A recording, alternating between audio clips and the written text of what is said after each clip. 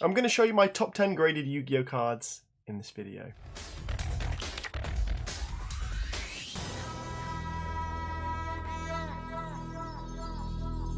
To help kickstart your graded card collection, I'm going to be giving away a The Beginning of the End card in today's video. Whether you're, as I say, kickstarting your collection or looking to add a graded slab to your collection, all that you need to do is be a subscriber, like this video, and leave a comment.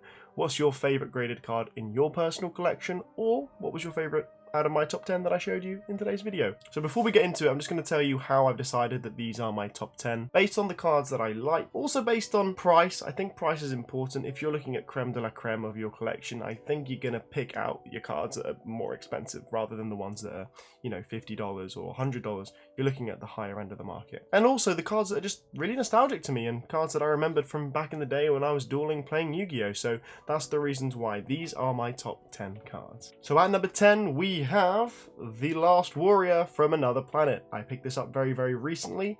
It is an extraordinary looking card, one that is very nostalgic to me. I remember playing against this card mostly when I was a kid, going to tournaments locally or even kind of nationally here in the UK. This was a very badass monster that definitely struck me down, not allowing me to summon.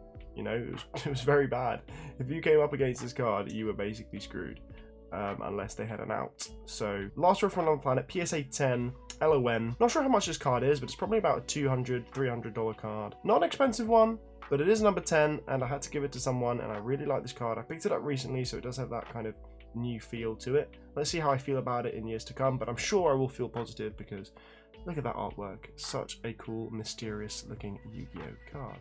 At number 9, we have Flame Swordsman Wavy First Edition from LOB. So again, another card that I picked up recently. It's Flame Swordsman. It's, well, Joey's ace monster other than Red Eyes and Yunzo. But, you know, it's very cool. The waves on this card look insane. PSA 9, LOB, first box, ever printed in Yu-Gi-Oh! So yeah, again, you can't really go wrong with a Flame Swordsman in my opinion. So that is why Flame Swordsman's made it. Again, it's also got that nostalgia factor to it as well. Very, very cool looking card, and that's why Flame Swordsman is at number 9. Number 8, we have, let's have a look. Right, it's a big one. So it's Ancient Gear Golem Ultimate Rare PSA 9 Euro print. Now, this is a card that I've been hunting to pull on my channel for a very, very long time. We still have a box break on at the moment, so if you're open to participating and trying to get Ancient Gear Golem, drop me a message on Instagram, follow me on Instagram at CasualYugiS stuff. Yeah, it's, well, a mint 9 card, so very expensive. I think it's about $1,000 to $1,200 even as a 9. PSA 10 Euro is probably about $1,800 to $2,500. I think one sold for $3,000 recently, but wasn't in perfect 10 condition, so there was a little bit of a buyer's payback on that. What can I say? Totally wipes out the American print. You know, so much nicer, beautiful card.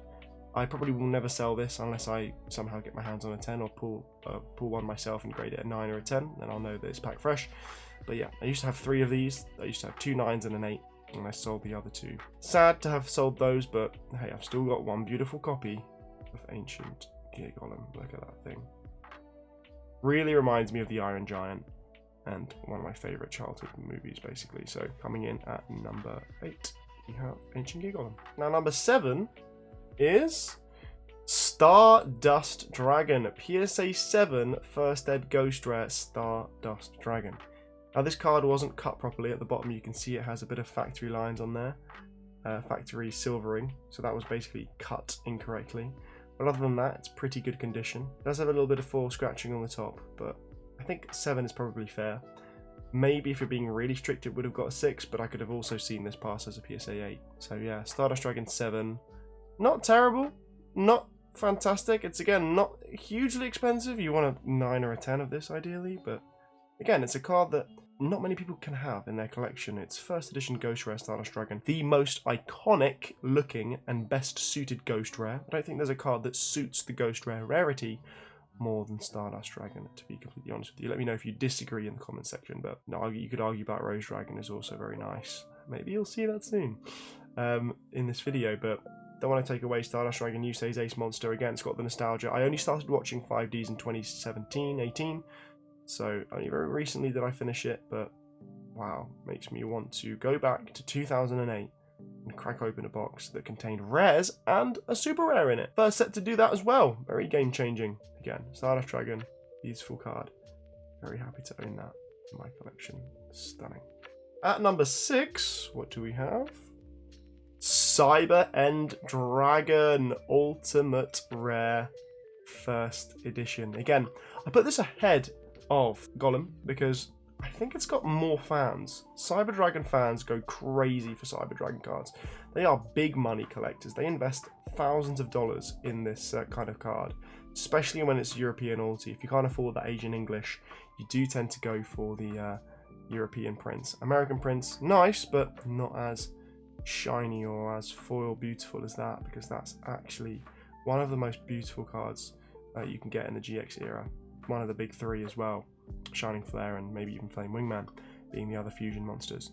So Cyber End Dragon, again, just want to say I bought this online, I think for £400, £420, and then I ended up grading it an 8, which I think, yeah, is still probably a lot higher than that now. It's probably $1,000 card, maybe $1,200 if you're lucky. So yeah, Cyber End Dragon. Let me know down in the comments if you are a Cyber Dragon fan, because that is stunning. Look at that. Beautiful. Number 5, we have Yugioh, the Ultimate Nightmare. Funny story with this card.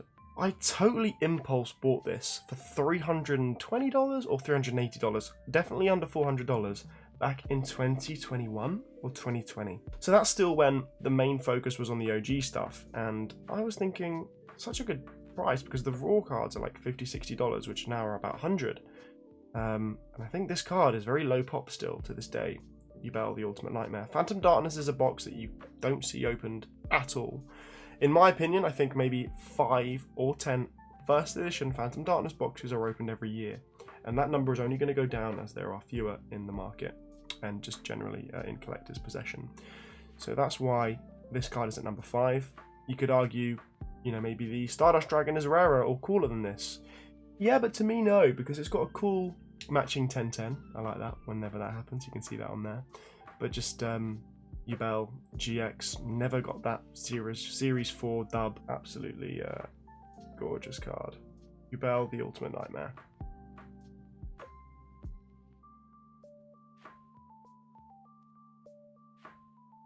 Right, so we're getting into number 4 now. And we have my baby, Rainbow Dragon.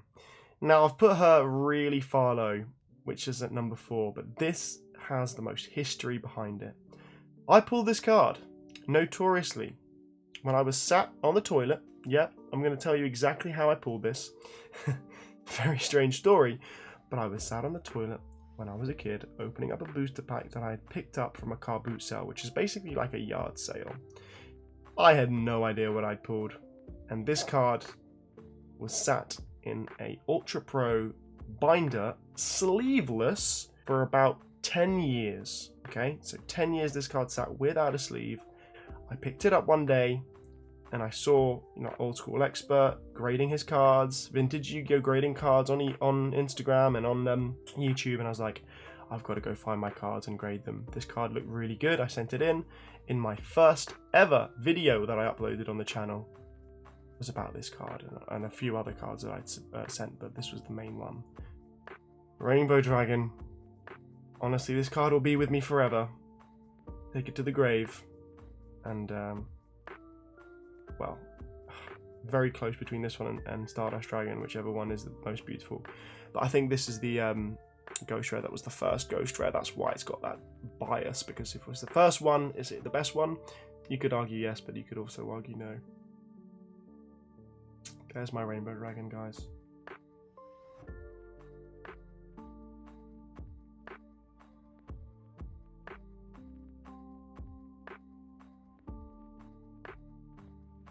Right, down to the big 3 now. What do we have? We have Black Rose Dragon. So first ed, PSA 9. Look at that background, man. That background moves so much. Again, I pulled this card Not this specific card here. This is the one I picked up as a graded 9 for like $650, but I pulled it on the channel, featured in Ruxin's top pulls of all time video. I feel like Black Rose Dragon and I do have a special connection because I'm the only person ever on YouTube to have pulled it in first edition Ghost Rare. But yeah, this thing's gorgeous. It does have a little bit of a factory line on it. That's why this got an 8. It's got like a line coming down here and on the horizontal. But that's what makes it. See, it's like a little square almost, like there and there. You can see that. There you go. See that in the angle? Like a little horizontal square. That's the reason why this card's a 9, to be honest, because it is perfect. Other than that, and yeah, very happy with Black Rose Dragon. Probably could have been my number 2, but I did want to save number 2 for other cards that are a little bit more channel meaning. So yeah, there we go, Black Rose.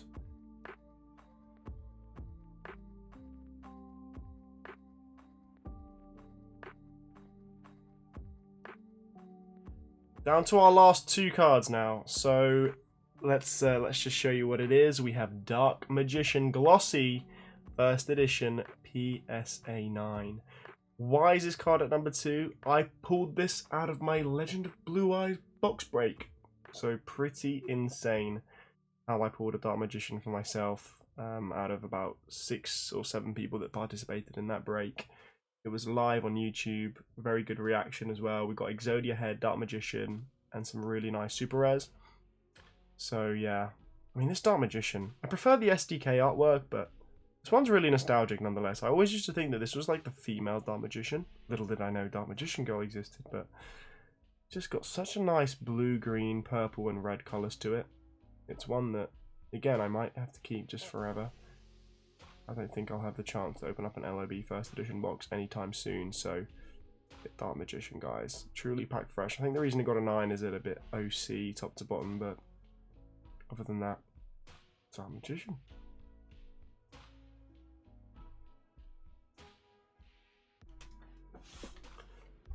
And at my number 1 Yu-Gi-Oh! Graded card slot, we have Jinzo. PSA 10 Jinzo. So what do I like about this card? So much. I remember asking my uncle to bid for this on eBay for me. I didn't have an eBay account when I was 9 or 10 years old. My brother was like 12, 13. And we won one. It was a played one, and whoever was being more well behaved got to use it in his deck. And it is definitely one of the cards that everybody remembers dueling with or against back in the day. The secret rare foiling looks insane. I would highly recommend anybody who is a serious Yu-Gi-Oh collector to have a Jinzo in their collection. You can have a reprint or modern version of it, or even the BPT, but I think nothing is going to beat the PSV first edition. You're always safe with first edition investments. Remember that, guys, because Konami could go away and reprint Pharaoh's Servant old school. You never know. It's unlimited. They could do that. First edition, you're fine. Unlimited is always more dangerous. But look at the purples, the reds, the magentas, the green. Just goes so well on this card. And Jinzo is my number 1 graded Yu-Gi-Oh card in my collection. The story behind it very quickly was I picked it up on eBay raw for £525 and then I graded it a 10. It was my biggest risk of all time at the time, and it's definitely one of the reasons why I went down that rabbit hole with Yu-Gi-Oh. Imagine paying like $600 for a card. Could have got lost, could have got damaged in transit. Luckily it didn't, and it graded a 10. Again, a card that I'll be keeping for a long time in my personal collection.